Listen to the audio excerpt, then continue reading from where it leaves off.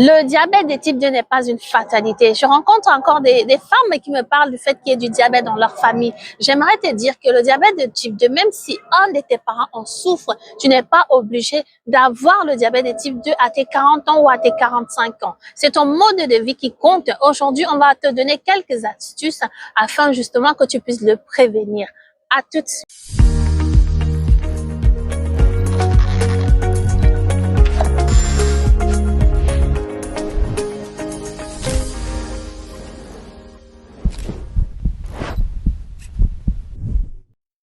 Bienvenue à toi, notre rendez-vous Ma Santé d'abord, rendez-vous durant lequel tu apprends à prévenir les maladies. Aujourd'hui, on va parler du diabète de type 2. Tu sais, c'est ce diabète-là que lorsqu'on va chez le médecin et qu'il fait l'analyse, il fait une prise de sang, et on a la glycémie dans le taux de sucre dans le sang qui devient égal ou supérieur à 1,26 g par litre.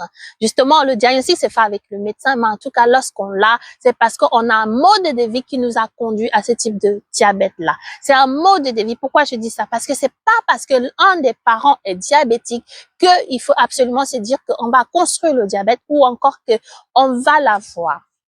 Alors, il y a beaucoup d'erreurs qui sont pratiquées. Il s'agit justement des erreurs dans la façon de manger. Il s'agit aussi le fait d'être sédentaire, de ne pas bouger ou encore de négliger l'excès de poids, donc le surpoids et l'obésité. Pour toi qui te connectes là pour la première fois, je suis docteur en pharmacie et je suis spécialisée en nutrition et diététique. Comme tu le sais peut-être déjà, j'aide ces femmes-là qui luttent contre l'excès de poids à en sortir de façon définitive. Pourquoi? Parce que l'excès de poids, en fait, c'est le socle pour donner plusieurs autres maladies, dont le diabète de type 2.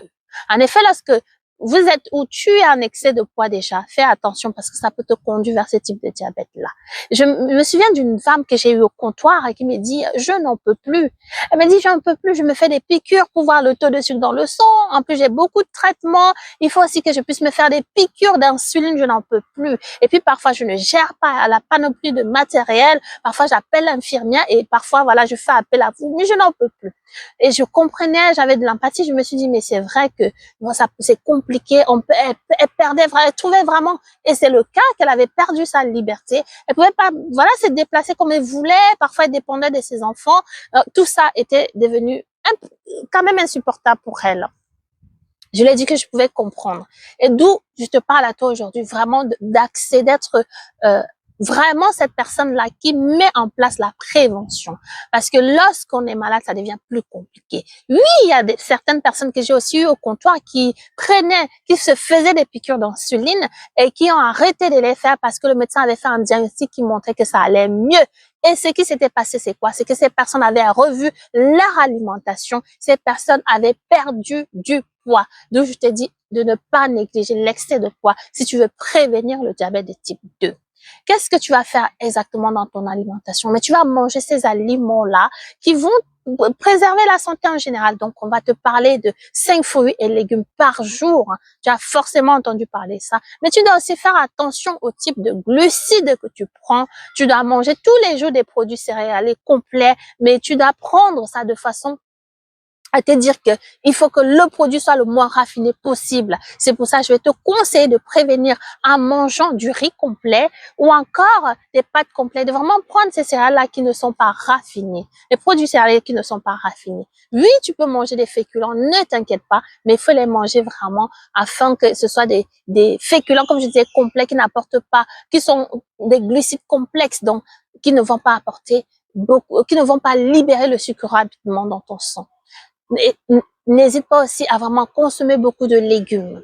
Et au niveau de la viande, prends de la viande, privilégie la viande blanche. Tu veux prévenir le diabète parce qu'il y en a déjà dans ta famille.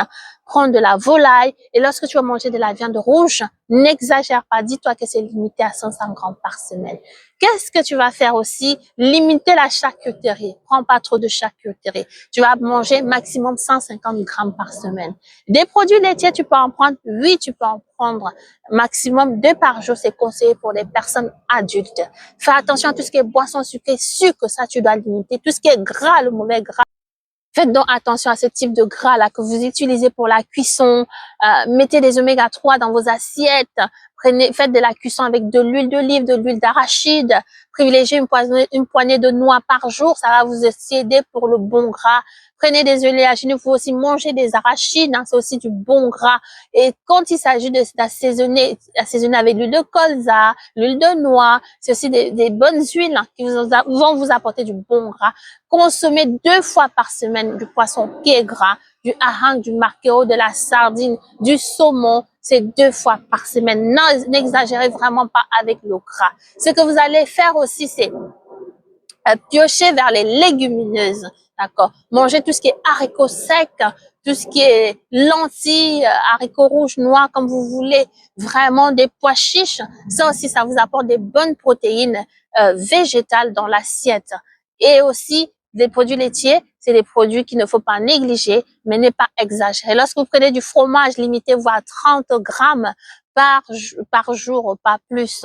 D'accord? Aller vers des fromages blancs, des yaourts qui n'ont pas, des gâteaux qui ne sont pas très sucrés, des yaourts nature, c'est très bien pour prévenir le diabète de type 2. C'est ce qu'il faut vraiment considérer. Si vous avez le diabète dans la famille ou surtout, dites-vous que le poids va engendrer ce type de diabète-là. Donc, sortez de l'excès de poids, que ce soit le surpoids ou l'obésité, ne négligez pas.